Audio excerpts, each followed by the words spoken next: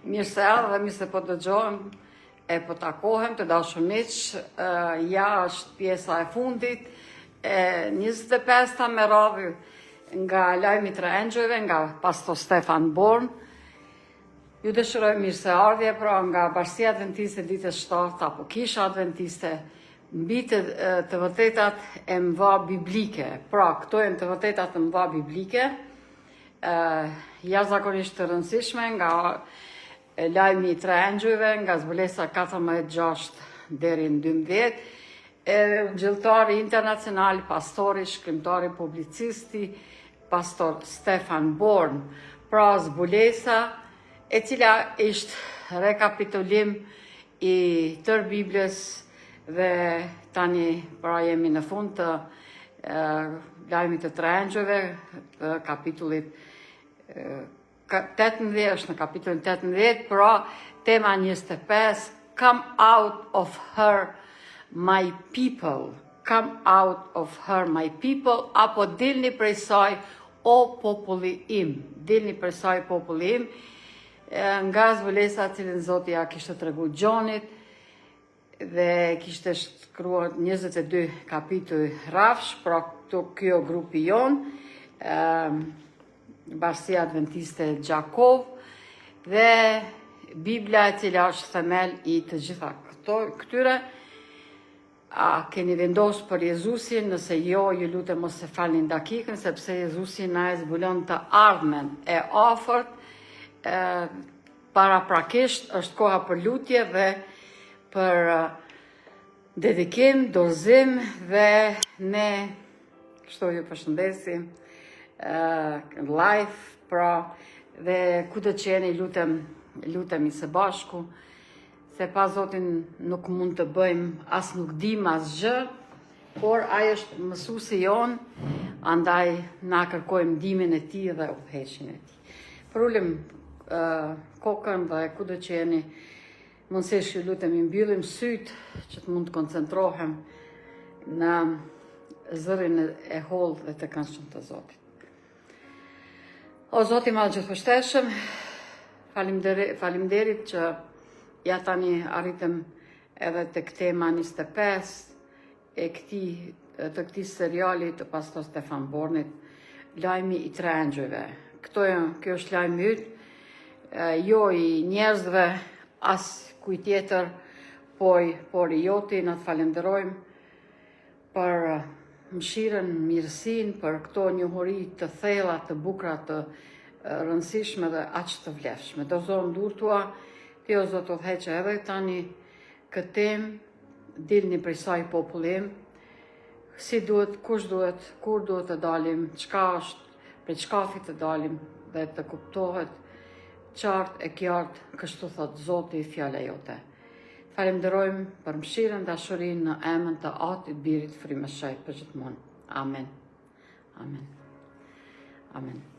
Okej, pra ju përshëndesim kështu dhe kthejmë atje si zakonisht që mund të përcjellim vargjet, ilustrimet edhe pra që fillojmë me vargun cilin e kemi trajtu për gjithë kësaj kohe, i cili e vargu themelor, e kjo është zbulesa 14 prej vargut 6 dhe në vargun 12, lexojmë ju lutem së bashku. Pastaj pash një engjëll tjetër që fluturante në mes të qiellit dhe që kishte ungjillin e përjetshëm që ta predikoi banorëve të dheut dhe çdo kombi dhe fisi, gjuhe dhe populli. Vargu 7, dhe thoshte me zë të madh, druani Perëndin dhe jepni lavdi, sepse ora e gjyqit ti erdhi, adhuroni atë që bëri qiellin, dheun, detin dhe burimet e ujrave. Dhe një engjëll tjetër, pra ky ishte i pari, tani i dyti, nga vargu 8 është engjëlli i dytë, ndoqi duke thënë, ra Babilona, qyteti i madh, sepse u ka dhënë të gjithë kombëve verën e zemrimit të kurvrimit të saj. Pastaj një engjëll i tretë, ky është engjëll i dytë, kurse engjëlli i tretë thot pastaj angjulli i tretë i ndoqi duke thënë me zë të lartë, megafone edhe ky i treti gjithashtu, nëse ndokush adhuron bishën. Kush o bisha? Ju besoj që e kemi shpjegu, janë në temat e mëhershme, bishën dhe shëmbëltyrën e saj, të ndërtuar nga bisha toksore e zbulesës 13, do të marrë damken e tij në ballë ose në dorë. Kurse vargu i 10, ai vetë do të pi nga vera e zemrimit të Perëndis, e cila është dhedhur me shumicë në kupen e zemrimit të tij, ai do të mundohet me zjarre shufër në pranitë të engjëve të shenjtë dhe në pranitë të qengjit. Dhe tymi i mundimit e tyre ngjiten e shekujt të shekujve, dhe nuk kanë pushim as dit as nat ata që adhurojnë bishën dhe shëmbëltyrën e saj. Dhe kushdo që merr damkën e emrit të saj. Kurse vargu 12 që përfundon porosia e angjullit tretë, këtu është ndryshmëria e shejtorëve, këtu janë ata që zbatojnë urdhërimet e Perëndis dhe besimin e Jezusit, apo në Jezusin, ata që kanë edhe dëshminë e Jezusit. Këtu është pra durimi i shejtorëve, këtu janë ata që zbatojnë urdhërimet e Perëndis dhe kanë dëshminë e Jezusit. Mesazhi dhe urdhëri pozitiv. Ungjilli i përjetshëm, ajo që Jezusi bëri për ne, është ungjilli, është lajmi i mirë.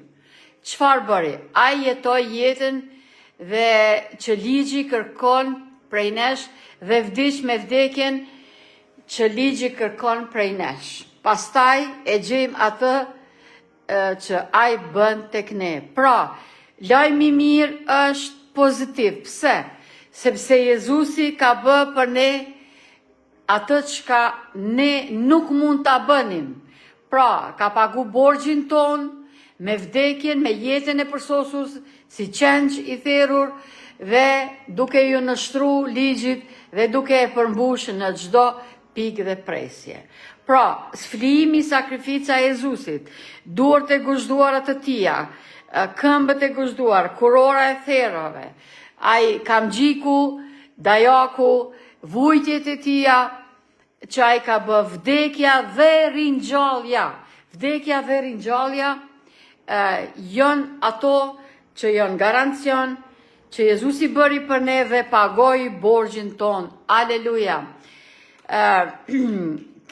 Pra duhet që të kemi frikë nga Zoti. Çfarë do të thotë? Që ta nderojmë dhe ta admirojmë ndaj tij deri në pikën e bindjes ndaj tij. Të japim lavdin, sepse ai shkëlqen mbi çdo gjë, mbi dielli, ai është dielli hën dhe shkëlqimi dhe mbi hënën, ai e zbuloi karakterin e tij të mrekullueshëm. Duhet të kujdesemi për mendje dhe trupat tonë.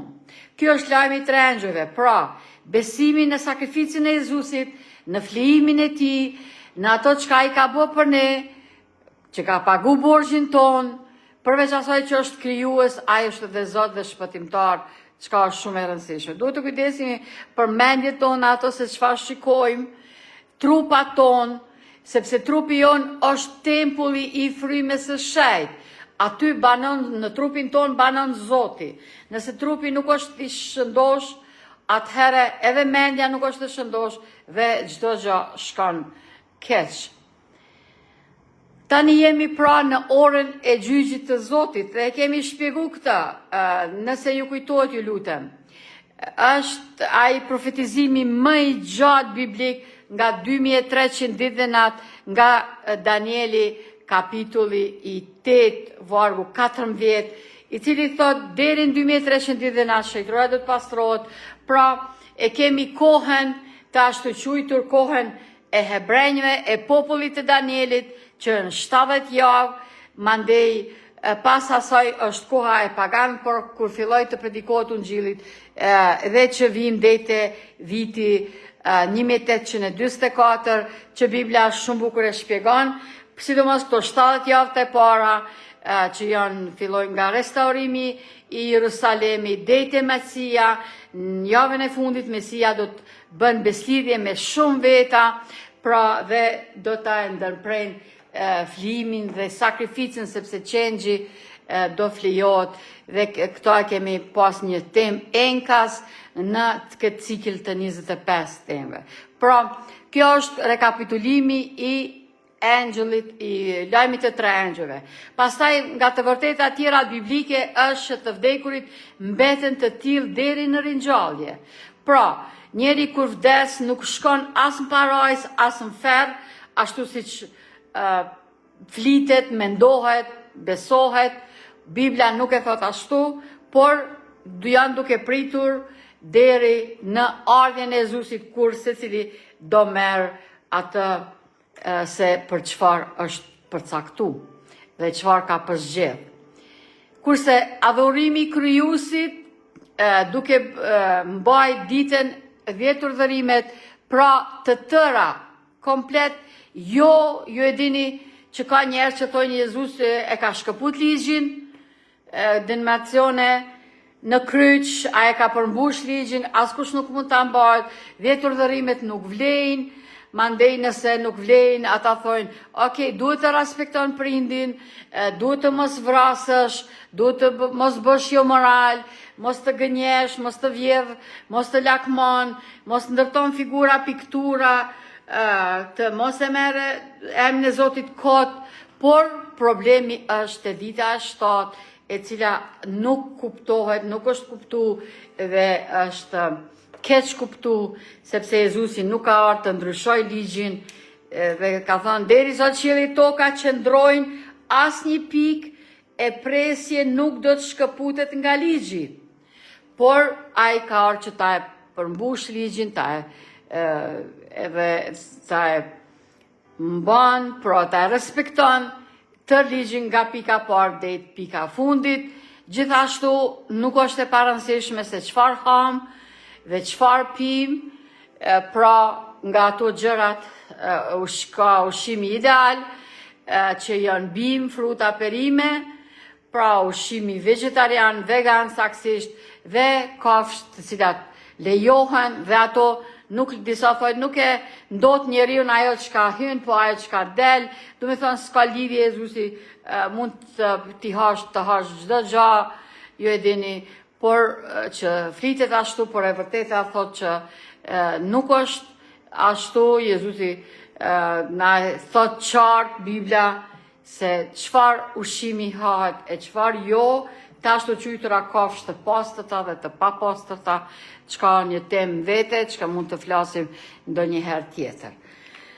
Lajmi i 3 angjëllëve thot ra Babilonia. Pse? Ra Babilonia sepse nuk ja vuri veshin mesazhit lajmit të angjëllit të 3 angjëllit, të angjëllit të parë. Përse? Kush është Babilonia?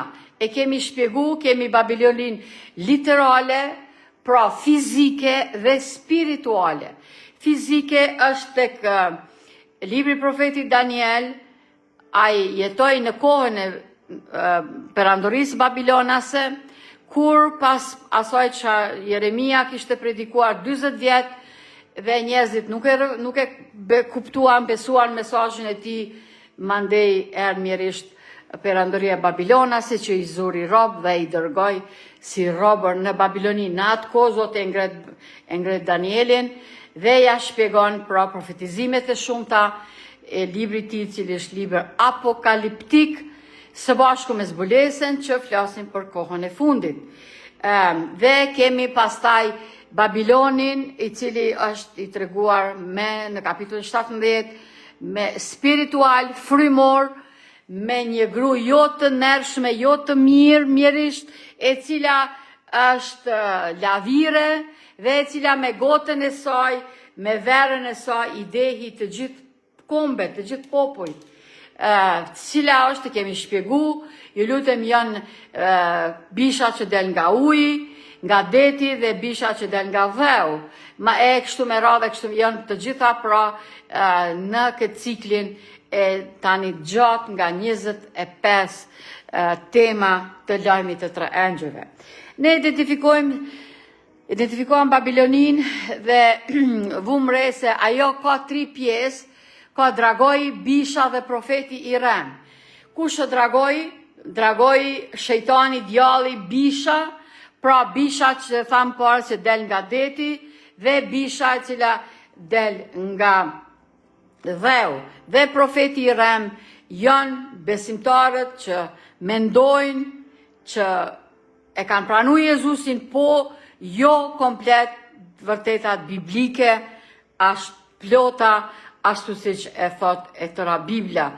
Kështu që Biblia i qunë profet të Rem, ju lutem. Nuk është kjo çështje e thjene, nuk flasim drejt për drejt për dike, po flasim për sisteme, pra ja kjo është ajo bisha nga zbulesa 13, bisha që del nga uji, e cila e ka një trup, por i ka 7 krena dhe 10 bri. Është e njëjta ajo nga Danieli te kapitulli 2, vërtet kapitulli 7. Dhe kjo tjetra bisha e cila doli nga dheu, por tër lavdinja dha bishës së parë dhe fliste si dragoi. Kështu është bizoni, madje i ka dhe brit e qengjit, por fliste si bisha e parë. Dragoi përfaqëson fuqitë civile të botës.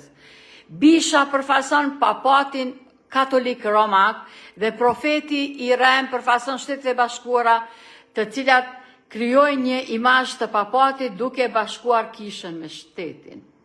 Kjo është çështja dhe ky është problemi që kisha dhe besimi dhe politika duhet të janë të të ndara, të pavarura njëra nga tjetra, por mjerisht realiteti tregon ndryshe.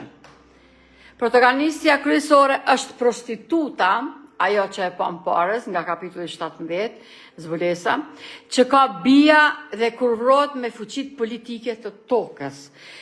Pra këto janë simbole që mund t'i kuptojmë më mirë dhe kjo superfuqi mbizotroj 1260 dit apo 1260 vjet dhe i kemi pra këtu vargjet të cilat na thuan, duke filluar nga Danieli 7:25, Danieli 12:7, zbulesa 11:2, zbulesa 12:6, zbulesa 12:14, zbulesa 13:5. Se kjo superfuqi, pra që është viti i parë i themelimit të kishës romake, dhe nga 538 deri 1798, kur ashtu quajtur ju dha plaga kësaj superfuqie, e cila i dehi të gjithë popujt. Pra ngjashmëri ka edhe në ndërtim, nëse shikojmë pra Vatikanin së bashku me shtëpinë e bardhë. Ajo jep kombeve verën e saj që shkakton zemrim dhe vera saj përfaqëson doktrinat dhe praktikat e saj të rreme. Njëra prej tragjedive të këqijave më të mëdha janë ajo se çfarë u ndryshoi në 10 urdhërimet. 10 urdhërimet, we change God law. Pra, urdhëra dytë e cila u shkëput, kjo është ai tmerri më i madhi, si ka thënë profeti Daniel, kjo superfuqi mendon të ndryshonte kohra dhe ligjin. Pra, ta ndryshonte kohra dhe ligjin, duke shkëput në mësimet e saja, urdhërën e dytë, duke ndryshu urdhërën e 4, e cila thot të bie nërmend dita 7, dita 7 për ta shkruar. Kurse urdhëra dytë, e cila thot mos ndërto figura, piktura, mos ju përul dhe mos i adhuro. Pra, kjo urdhër është shkëputur plotësisht dhe kurse urdhëra 10 ndan 2 pjesë që janë akoma 10.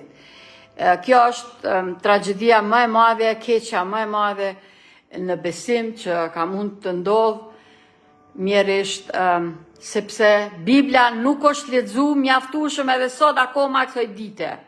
Andaj të dashur motra dhe vëllezër, mos ja lejoni vetit, mos ja falni dakikin, mos i besoni askujt, lexoni Biblen, është i vetmi libër ku lexohet që autori i saj është pranë personit i cili e lexon.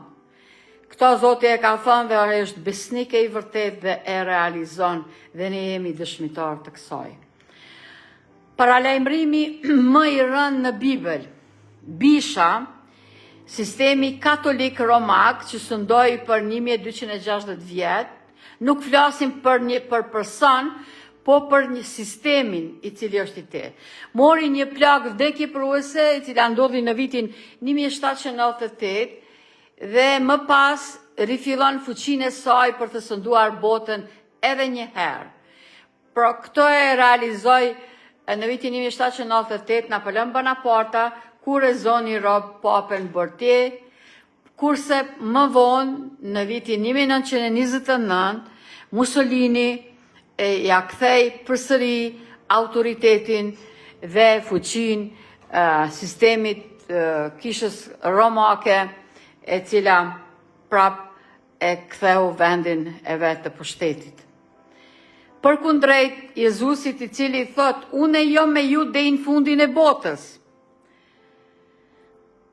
Shkoni predikoni lajmin e mirë. Jezusi i cili në shejtroren, i cili është kryeprisi i njerëzimit, i cili thot, ejani të kun të gjithë të munduar dhe të rënduar, unë do t'ju jap shlovje. Dhe ai është Zoti i gjallë dhe nuk ka nevojë, nuk ka as nevojë as që ekziston ndonjë ndërmjetësues tjetër. Ju e dini dëgjoni se ne duhet i lutemi këtij shejtori, atij shejtori që të vim tek Zoti. Ajo nuk është absolutisht biblike dhe nuk është fare e qëndrueshme. Biblia nuk e thot ashtu dhe e vërteta është krejt ndryshe. Zoti ka thonë, lutuni mu, aty ynë që e në qiell në emër të Jezusit dhe frymet shejt aq.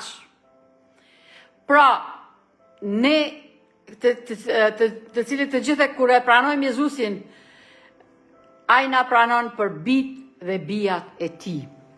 Andaj, sikur çdo fëmijë që flet lirshëm me prindin e vet, dhe nuk ka nevojë që një person tjetër të ndërmjetësoj për të një shok a shoqe, a një mik, a mikesh, kur do qoftë, jo. Çdo person flet me prindin e vet drejt për drejt, apo jo. Edhe ne gjithashtu.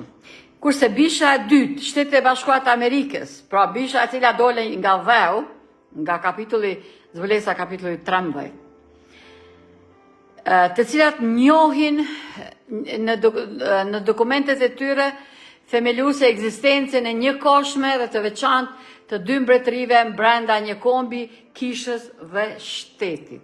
Kishës dhe shtetit. Shëmbëtyra e bishës, një bashkim i kishës dhe shtetit, si ajo që ekzistonte në Europë gjatë 1260 viteve. Gjatë 1260 viteve.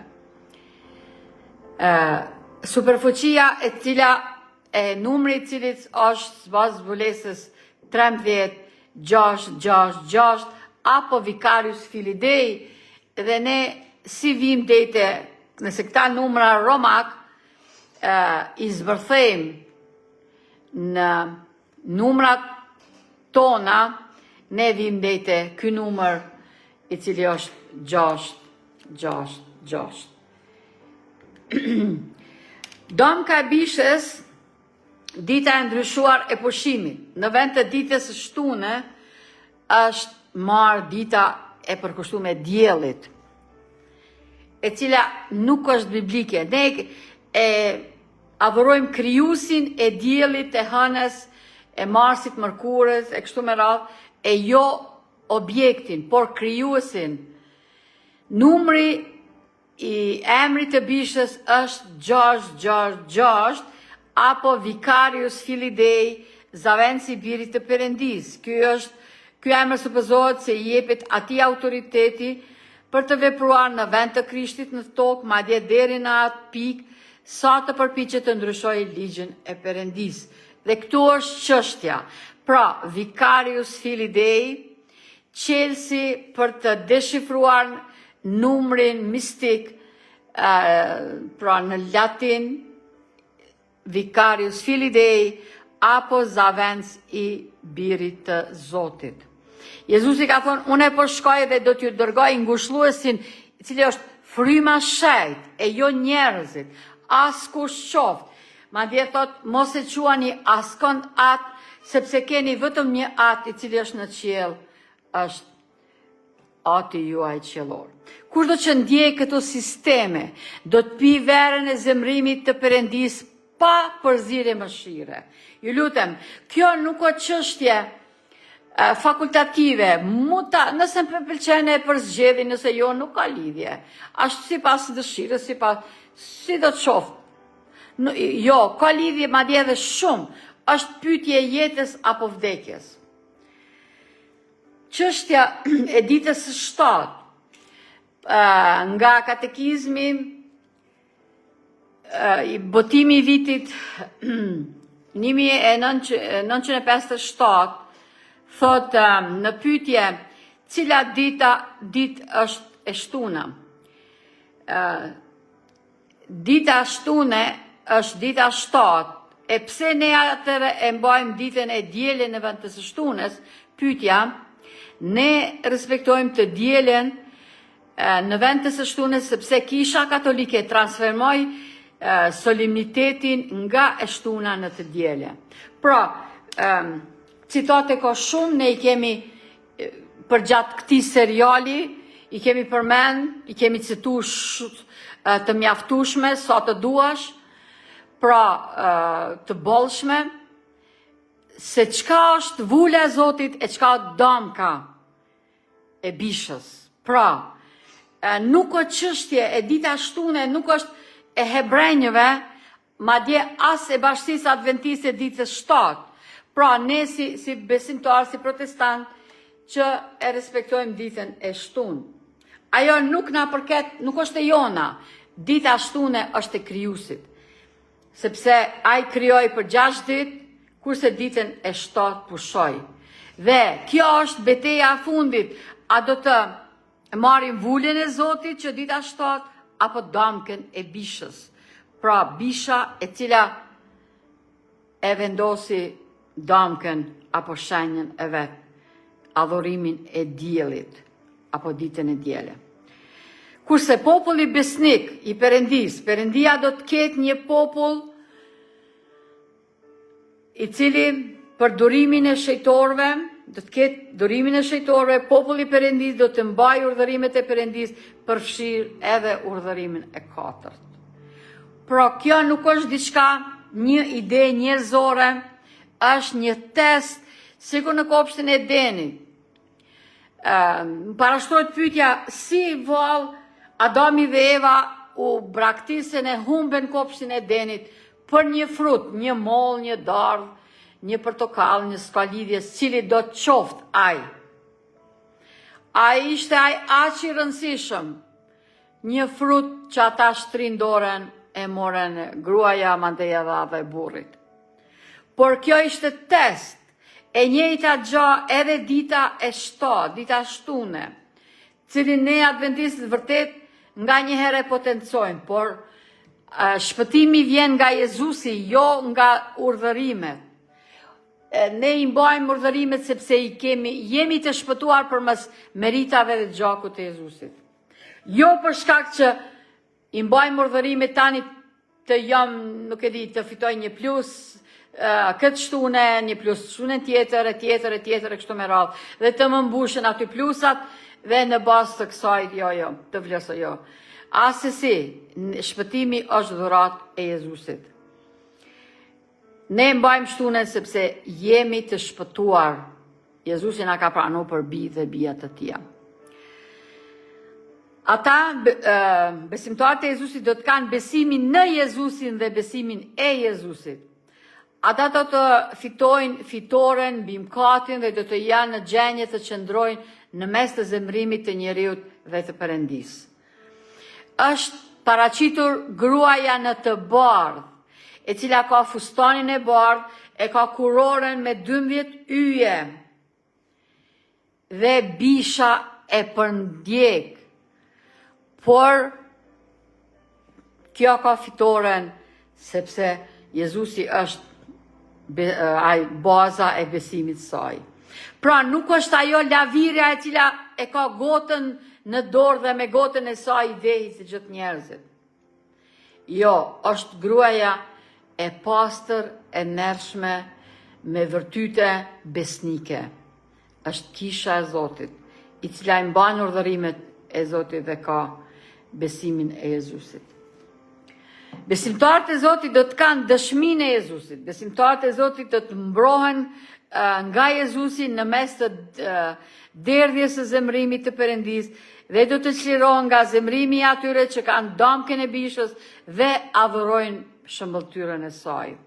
Një citat nga ky libër është Konflikti i Madh nga motra Ellen G. White apo Drenusha Bardhi, siç ne e përkthejmë emrin e saj në shqip.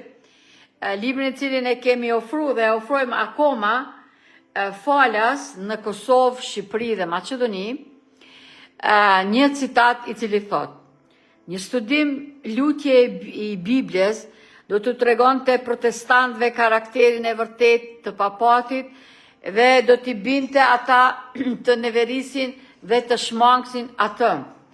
Por shumë janë aq të mençur në mendjen e tyre sa që nuk ndjejnë nevojën të kërkojnë me përgjithësi Perëndin që të mund të udhëhiqen drejt së vërtetës. Edhe pse krenohet me ndriçimin e tyre, ata janë ignorant si për shkrimet ashtu edhe për fuqinë e Perëndis. Shumë e keqe, e dhimbshme.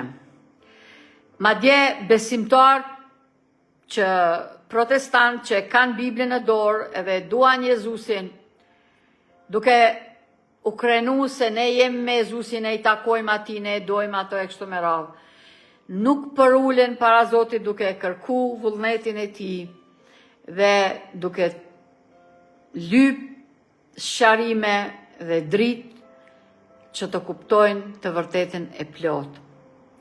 Citati vazhdon: ata duhet të kenë disa mënyra për të qetësuar ndërgjegjën e tyre dhe kërkojnë atë që është më pak shpirtërore dhe poshtruese. Ajo që dëshirojnë është një metodë për të harruar Perëndin, e cila do të kalojë si një metodë për të kujtuar atë. Papati është përshtatur mirë për të përmbushur nevojat e të gjithë këtyre, është përgatitur për 2 klasat të njerëzimit, duke përfshirë pothuajse të gjithë botën. Ata do të shpëtoheshin nga meritat e tyre, ka nevojë për theksin e palit, dhe ata që do të shpëtoheshin në mëkatet e tyre, ka nevojë për theksin e Jakobit. Ja sekreti i fuqisë së tij, Konflikti i Madh, faqe 572. Ata thonë, ne jemi në mëshirë dhe nuk ka nevojë ligji na kufizon. Jezusi e ka kryzu ligjin në kryq dhe ne jemi të lirë. Është vërtet që Jezusi e ka kryzu ligjin ceremonial, por jo edhe ligjin moral. Ligjin i cili thot të flijohen sakrificat, flijimet, qengjet, sepse qengji i vërtet u flijua dhe nuk ka më nevojë. Pra, ligjin ceremonial i cili thot syri për syri, dhëmbi për dhëmb, jeta për jetë. Ti mu synin, unë e ty synin, ti mu dhëmbin, unë e ty dhëmbin. Do me thonë, jo, Jezusi tani ka sjellë mëshirë. Jezusi thot nëse dikush ta hinë të majtë, ktheja edhe djathtë. Nëse dikush ta lyp mishen, jepi edhe pallton. Pra, kjo është ka Jezusi ka ndryshuar, jo 10 urdhërime që i ka shkëput. Për ligjin ceremonial, ligjin e vrasjes me gur, e kështu me radhë. Ato traditat për cilat hebrejnët kanë bërë shumë probleme. Kjo është ajo që ka Jezusi neve na ka shliru. Por jo ditën e shtune, e cila është fushbeteja shumë e madhe, cilën e kundërshtojnë shumë të krishterë. Duke thënë e shtuna është për hebrejnë, e shtunja nuk ka lidhje, a shtunja e dilja. Ne e mbajmë dilën sepse Jezusi është ringjallë të dielen. Këtë Biblia nuk e thot. Jezusi ju ka përmbajt ditës së shtune edhe apostujt komplet, deri në shekullin e 4. Nga viti 322 e më tutje, fillot për hir të paganëve të cilët vinin në krishtërizëm, duke fillu prej Konstantinit e më tutje, janë fakte të shumta historike që i kemi përmend gjatë këtij seriali. Sepse dita shtune është e vula, e zo ju lutem. Ne kërkojmë falje që vërtet duhet ta cekim, por kështu ja që kështu e thot Biblia. Është vula e Zotit. Dita shtune, Jezusi ka thënë shtuna apo për njeriun, e jo njeriu për të shtunë. Andaj biri njeriut, do me thënë, ai vet është Zot edhe i si shtunë, sikur i tër urdhërimeve të tjera. Dhe thot, deri sot qielli dhe toka të qëndrojnë, asnjë pikë e presje nuk do shkëputet nga 10 urdhërime. Asnjë pikë e presje. E mjerisht Bisha ka shkëput urdhërën e 2, duke ndryshuar edhe urdhërën e 4 dhe urdhërën e 10 e ka ndarë 2 pjesë. Kjo është ashtu se çfarë na e ka thënë Danieli 6 shekuj para erës sonë. Edhe 6 të tjera, do me thonë, shumë shekuj para se që është themelu sistemi romak i kishës katolike. Një përsëritje e lajmit të 3 engjëjve. Mesazhi i 3 engjëjve filloi të shpallej pasi Bisha ra në vitin 1798 dhe më pas protestantizmi apostat ra në vitin 1844 kur ata hapën poshtë mesazhin e vendit më të shajt. Protestantizmi mëson pikrisht të kundërtën e mesazhit të 3 engjëjve. Pse? Ai jep botës doktrinat e tij të rreme në vend të së shtunës të dielen, në vend të vdekjes, shpirti jeton pas vdekjes dhe më kujtohet kur isha në një varrim jo larg të një pastori një pastor tjetër i cili udhëheqte ceremoninë, thoshte tani vllai ynë na shikon nga qielli e kështu me radhë, çka nuk është besim biblik. Jezusi ka thënë të vdekurit që janë në varre kur ajt vjen do të dëgjojnë zërin e tij dhe do të dalin. Të vdekurit nuk din asgjë atë ditë. Ndërpret çdo mendim, çdo plan, çdo dëshirë e çdo gjë rreth tyre. Në vend që të zbatojnë urdhërimet, ligjin e Zotit, ata e gozhduan në kryq. Kurse ju duhet të kërkoni ata të cilët zbatojnë urdhërimet e Perëndis. Jo që janë legalista duke thënë unë i zbatoj urdhërimet e Perëndis edhe unë jam në rregull. Jo, ne nuk jemi në rregull. Ne shpëtohem përmes mëshirës. Ne përpiqem t'i mbajmë të gjitha urdhërimet e Zotit. Kjo është poanta. Dhe do e shihni se cilët janë ata njerëz, kush janë ata njerëz. Mandej një zjarri përjeshëm do të digjet në ferë. Mund të hash, të pish çfarë të duash. Nëse kanë mund të pish dohan, mund të pish raki. Mund të hash edhe mandej të gjitha ushqimet, kafshët, çka Biblia nuk e thot ashtu. Gjykimi është kur të vjen Jezusi. Nuk mund të kapërcesh kur mkatin e tij. Mandej, fryma e profecisë, spirit of prophecy, është një dhunti shumë e madhe që ata që kanë urdhërimet e Perëndis dhe frymën e profecisë. Disa nga librat të cilët i ka shkruar zonja i ka shkruar me me qinda dhe vetëm përshëndetje mase 4.000 faqe të shkruara dhe shumë libra të botuara e ribotuara. Këto i kemi që janë në gjuhën shqipe të përkthyera, pra konflikti i madh, mësime ndryshme nga Jezusi pjesa parë, mësime ndryshme nga Jezusi pjesa dytë, profetët dhe patriarkët, hapa drejt Jezusit është botimi i tretë, kurse konflikti madh është bothimi i tretë, vërtet i katërt i tani, është edhe biografia e dashurisë, e cila nuk gjithashtu e botuar, por jo në sasi të mjaftueshme, vetëm një numër i caktuar i atij libri, por prap tani do ribotohet.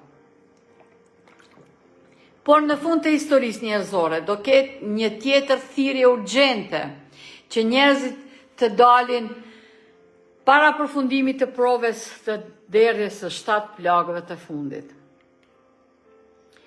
Pra, para se që ky guri ta e godit truporen dhe të vendoset ardhja e Jezusit saktësisht fundi i historisë së kësaj planete, pas perandorisë babilonase, medo-persiane, greke, romake, Evropës së ndarë, pra e cila deri në advent, perandoria romake,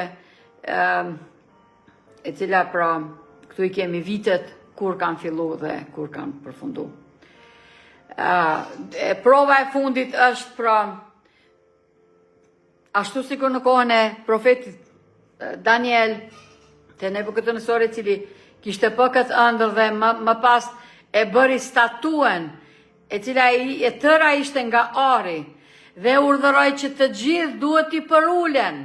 Nëse nuk i përulen, ata do hudhen në flak dhe do shkatrohen, do digjen. E njëjta gjë do të përsëritet në kohën e derdhjes së 7 plagëve, në derdhjen e zemrimit përfundimtar të Zotit. Por,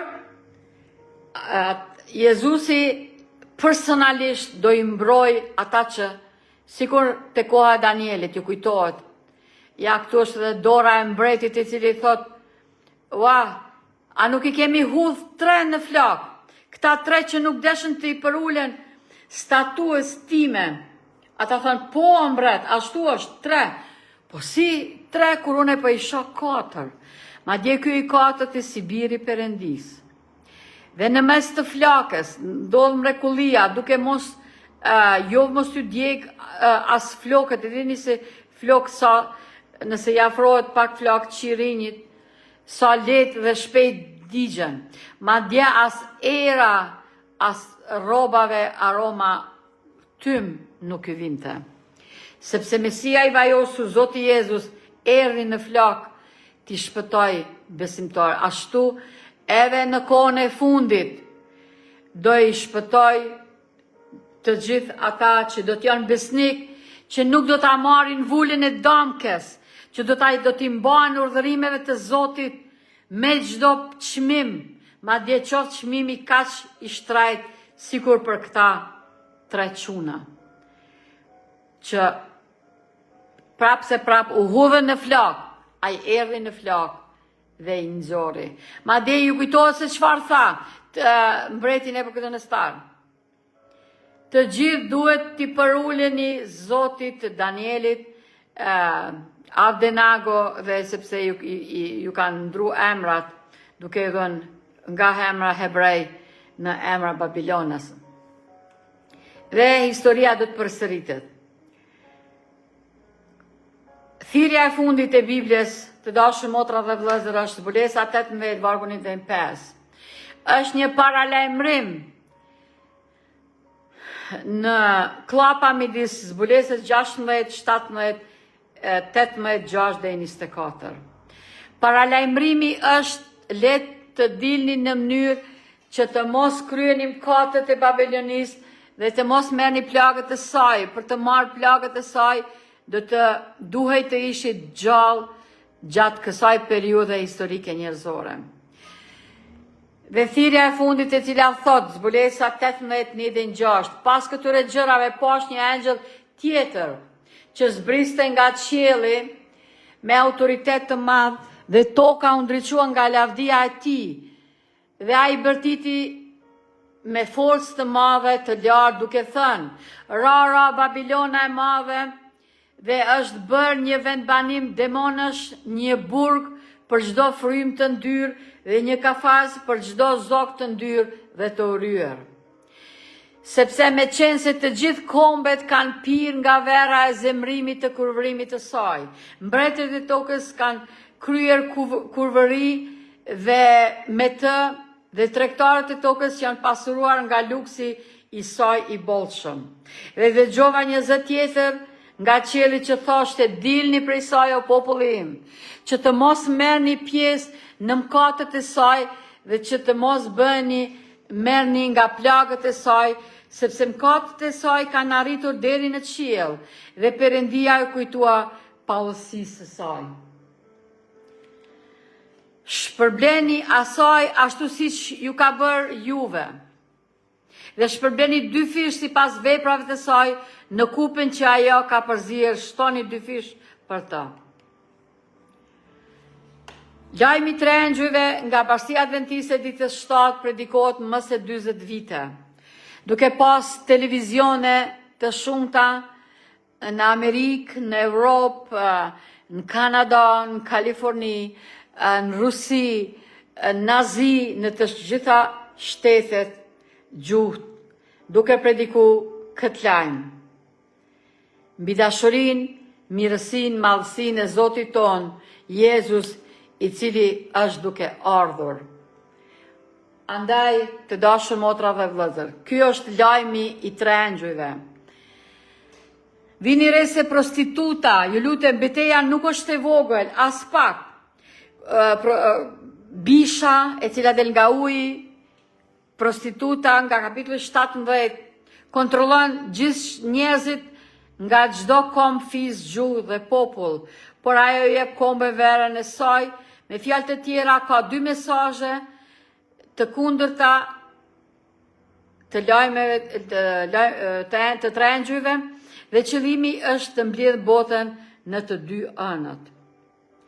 Pra, a do t'i mbahem traditave të gabuara, jo biblike, apo atij i cili ja ka shkel kokën gjarprit? Mesisë së vajosur, i cili është duke ardhur në fund, që do të godet truporen pas mbretërive njerëzore, ai do të vjen ta merr popullin e tij besnik. Ne duhet të kemi çdo ditë fitore në emër të Jezusit, duke lexuar Biblen me zell dhe me dashuri dhe duke kërkuar të vërtetën e tij.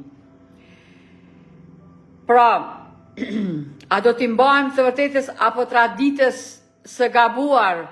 Duhet të vendosim tani. Duhet të vendosim tani. A do të jemi me Jezusin apo me traditat jo biblike? Sepse Jezusi thotë, unë rri tek dera dhe trokas, nëse dikush dëgjon zërin, e hap derën, unë hy dhe ha darkë me të dhe ai me mua. Andaj, nëse keni pyetje, e lutem, parashtroni, kjo është tema jonë e fundit, lidhje me çfarë do me tre engjëj apo cilën do pyetje tjetër biblike.